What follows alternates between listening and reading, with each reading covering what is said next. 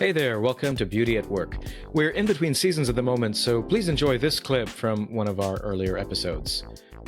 What makes beauty relevant to science? In this clip, Cambridge philosopher Dr. Milena Ivanova shares the story of how she came to study this fascinating intersection of aesthetics and science and what she's learned in the process. Here's what she has to say. I was definitely interested in the concept of beauty way before I went to university. And that's probably because I grew up during the communist regime in Bulgaria. And I was really interested in architecture. And the immediately visual kind of buildings around me were not very beautiful at all. There were these concrete structures that were built to, house a lot of people. They were built with a particular design and function in mind, but they were really not very visually pleasing. Whereas on the other hand, our historic buildings are incredibly beautiful. And so I developed interest in architecture and just constantly pondered to this question, like, why don't we build more beautiful buildings around here? Why is our neighborhood looking so gray and not very appealing, not visually kind of pleasing at all? But then you go into other places and you feel like the works, the buildings are works of art and you really admire them and you have special experiences when you appreciate them. And so definitely it was in my mind, but it never occurred to me that science can be beautiful until I went to university. Wow, great, great. So tell me, the concept of beauty has been criticized by many. It's been considered in some fields of the arts as outmoded. And, the preference seems to be to talk about aesthetics more broadly. What makes beauty relevant to scientists as a concept? And is it helpful for understanding the practice of science? I think it's definitely helpful, and I think it's really important that we understand what role it plays in scientific activities.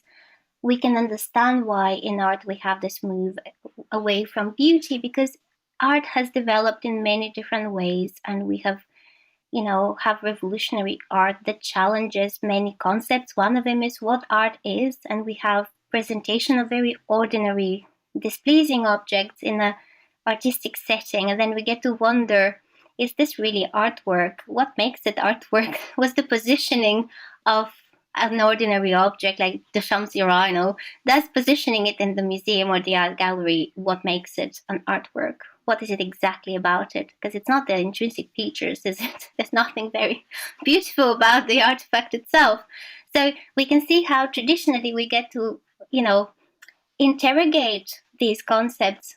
And in philosophy of art and in history of art, we have very much the evolution of understanding what art is, what it's meant to do, and we get to see some artistic kind of works as experiments and actually asking these questions, right? We get to really consider how our reactions are, what intuitions are about what makes something an artwork when we're presented with these kind of experimental works, right?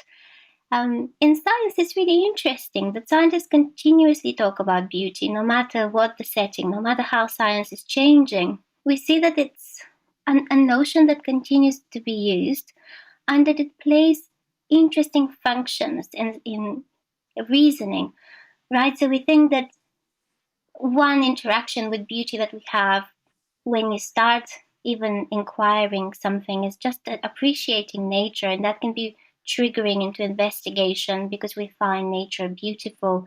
Many phenomena are incredibly beautiful, and that can spark fascination to find more about, the function behind a particular phenomenon that we encounter. But we see that scientists use this concept also when they describe, how they select hypotheses or design experiments or reconstruct images or, present simulations or write code. And that idea that they're using these kind of aesthetic judgments and particularly think about beauty in those contexts is really interesting. And different scientists in different fields continuously talk about these features throughout different traditions as well. And what's really interesting is, what is it doing there? Is it simply aiding selection when there's no other options, no other kind of criteria, perhaps, or considerations to help us make choices. Like if you have two explanations that fit with the phenomena and one is more beautiful, well, why not choose that, right? You can think that it's a purely heuristic kind of tool for us to use beauty. But there's so many scientists that say something much more substantial than this, that they think there's a special relationship between beauty and truth, and they think that beauty can be actually the factor that makes you trust a particular hypothesis or theory. And we find that this, persists.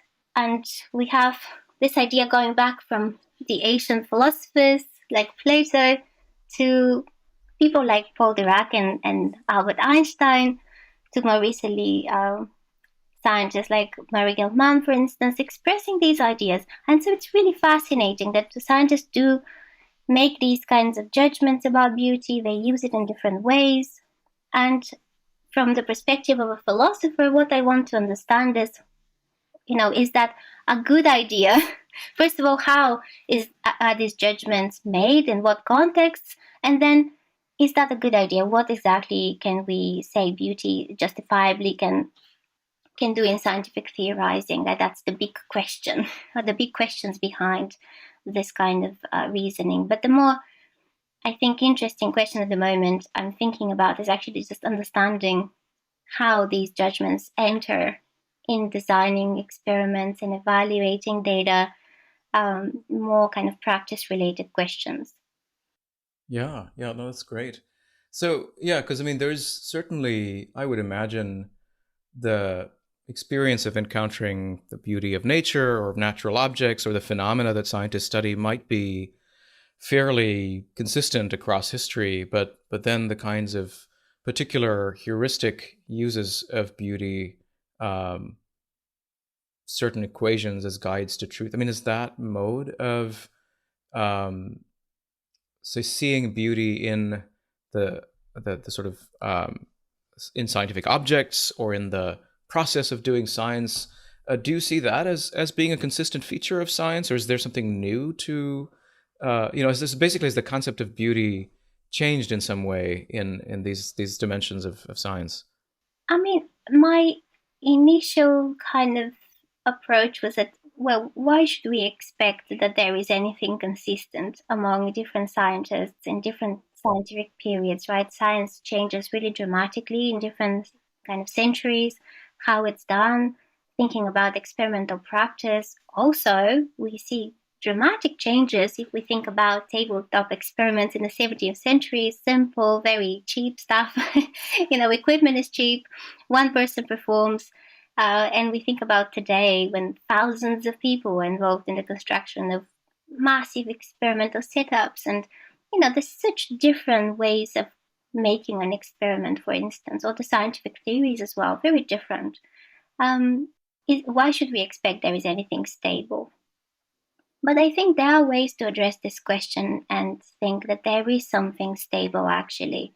And that's certain ways to understand beauty as a notion that captures a relationship of functionality, basically how well something suits its purpose.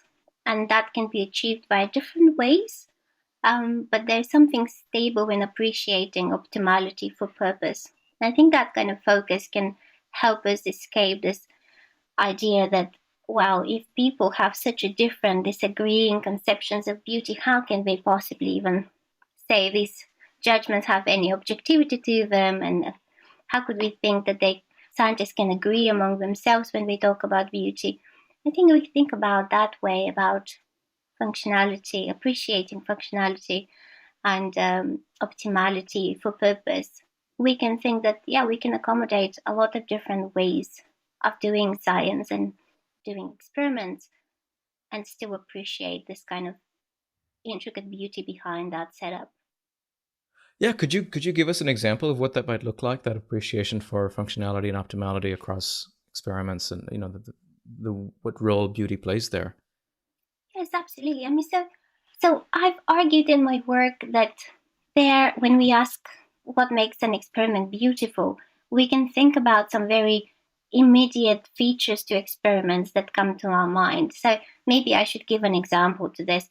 One very nice experiment that's really celebrated for its beauty is Leon Foucault's kind of experiment to demonstrate Earth's rotation. And that was performed in 1851 in the Pantheon in Paris. And it's a very simple experiment which basically involves taking this brass sphere hanging on a rope and being swung in motion. And there was some sand underneath it. And so people could go into the Pantheon to see that experiment, and they would see this kind of kinetic sculpture around, slowly moving. That's there's something immediately beautiful about it. If you think about it, that experience of observing it is a pleasing experience to have.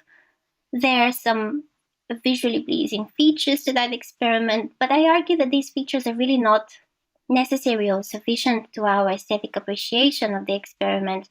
I've argued that what really matters is how this experiment achieved its goal, what showed and how, right? And the beauty of that experiment lies exactly in this idea that by using these kind of very ordinary objects, very economical setup, the scientists had the ingenuity to create the setup that optimally showed the phenomenon that they wanted to show. So the experiment achieved its purpose. It had optimality and functionality. And so these kinds of considerations, I think, are what matters and could be translated into a very complex experiment that perhaps will not have these visual features at all, or we will not be able to perceive anything about the results, right? In large-scale experiments, it takes a really long time to really have confidence in what exactly results we have obtained. But when we think about the kind of functionality for purpose, we can still talk about beauty in that way and appreciate what really matters. And it's kind of the intellectual beauty, appreciating design for purpose, that seems to be able to carry over despite the difference in the experimental traditions we're thinking about. Beauty at Work is brought to you by Templeton Religion Trust. If you enjoyed this clip, go check out the full episode. And please take a moment to subscribe and leave us a review. It really helps get the word out about the show. Thanks, and see you next time.